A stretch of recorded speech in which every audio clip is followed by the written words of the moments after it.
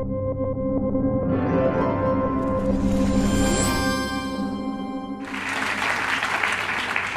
afternoon, TEDx IDC.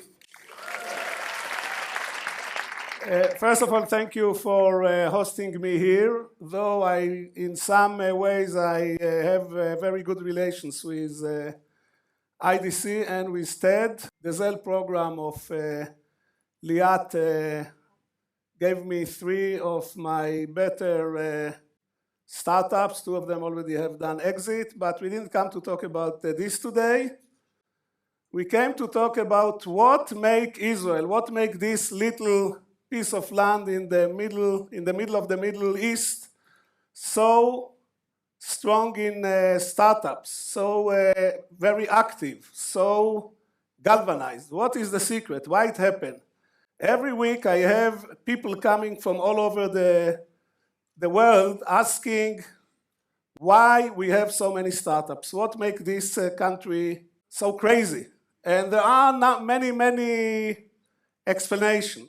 Some people suggest that this is because of the government policy. Some people suggest this is because of the great universities we have. Some people suggest it's because the Zell program of IDC. Some people speak about the level of technology in the country. And all these things are correct. All these things are true, but there is something more. All the things which I mentioned until now are the fuel. But in order to get a startup, in order to ignite innovation and creativity, entrepreneurship, you need a plug, you need a spark plug. And what is this spark plug? Every week I have delegations, I'm meeting delegations coming from all over the world asking this question: what make the startup nation the startup nation? And I would like to suggest another answer, and I ask all of you that this will stay only between us here and the viewers of TED, not anybody else, because then every country will be able to go and do the same. And the secret sauce of the Israeli high-tech is the Jewish mother. And in order to be Jewish mother, you don't have to be Jewish, and you don't have also to be female. You will ask my sons, I'm a Jewish mother, and they are suffering from it. And what is about the Jewish mother? The Jewish mother have a plan for her son. You know, since the moment they are being born, she knows where they should get in the next 30, 40, 50, 60 years. You ask a Jewish mother, how old are your sons? And she will tell you, the engineer is 5 years old, and the scientist is 7 years old. And then she doesn't leave them alone, and she begins to push this idea into their heads. And she are using all kinds of tactics in order to do it. She asks her son, who is 6 years old, after all what we have done for you, asking you to bring 1 Nobel Prize is really too much. And she's using different kinds of tactics in order to make sure that this will work. The 2 tactics is the 2 things that Jewish people are thriving on for the last 2,000 years is the mixture of guilt and panic. And she embeds in them guilt, and she makes sure that if they don't study, if they don't learn, they will feel a lot of guilt. And she doesn't live alone. You know what is the difference between a Rottweiler dog and a Jewish mother? A Rottweiler dog, at the end, let go. And then she begins to push her son crazy. She will tell him, for instance, I was sitting next to the phone all Saturday long, and the telephone didn't ring, and I know it was you. Or she will, you know the story about the Jewish mother who bought her son 2 ties. This is an old story, 1 blue and 1 red. On Saturday he came with the red tie. She looked at him and she said, well, you don't like my blue tie, huh? And then next Saturday he's come with the blue tie. He look at him and say, well, you don't like the red tie, huh? And the next tie come with, the poor guy come with the blue tie and the red tie, and for 20 seconds she has nothing to tell him, and then she tell you, you know, your wife is really driving you crazy.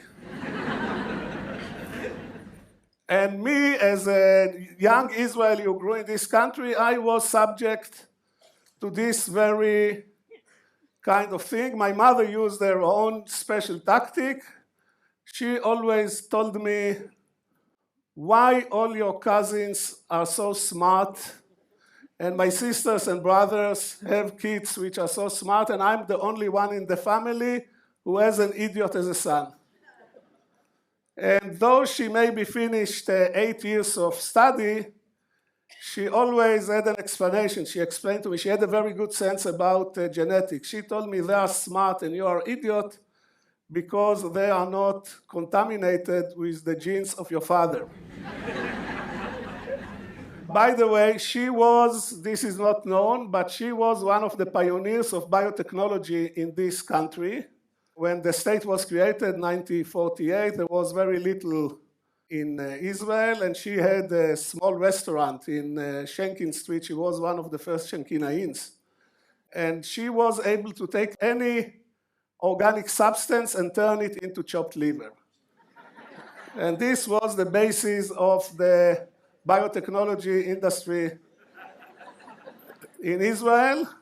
And by the way, you have to know that the Jewish kitchen is actually where most of us learned innovation and learned how to protect intellectual property.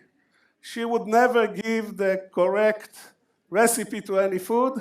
What she used to do is she tell you have to make a cake, you should put a little bit of pepper. Always she put some wrong ingredient in order to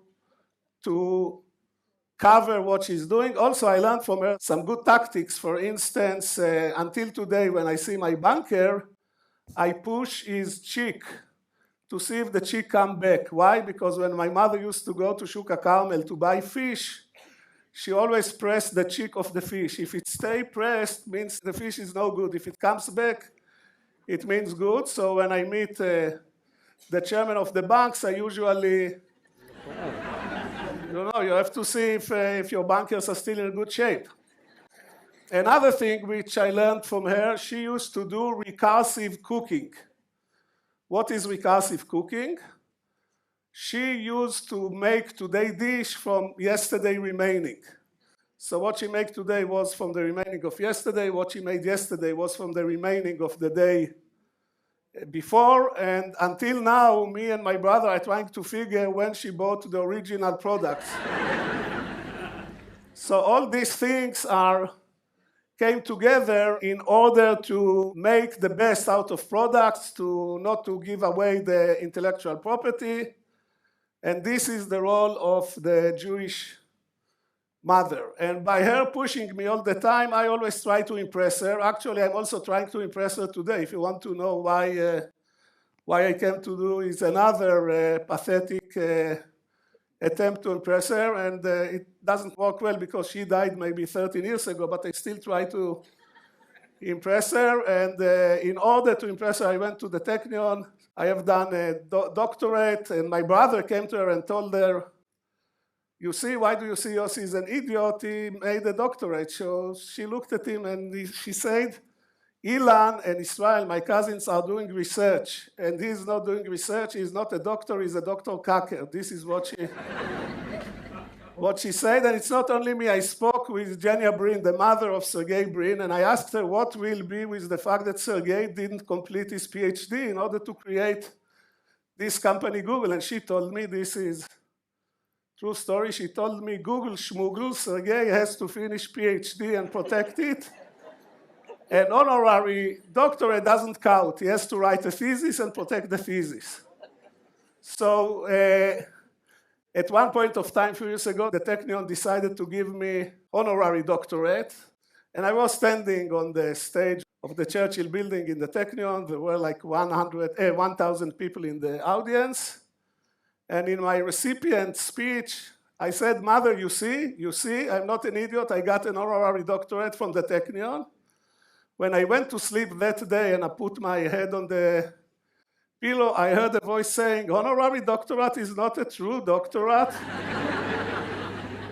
So this is the secret of the Israeli high-tech. If you have a Jewish mother, then you will have a great high-tech. I was asked by many times by many countries, what is the way to replicate the secret of the Israeli startup? And I always tell them, you have to import 1 or 2 million Jewish mothers and everything will be fine. Thank you very much.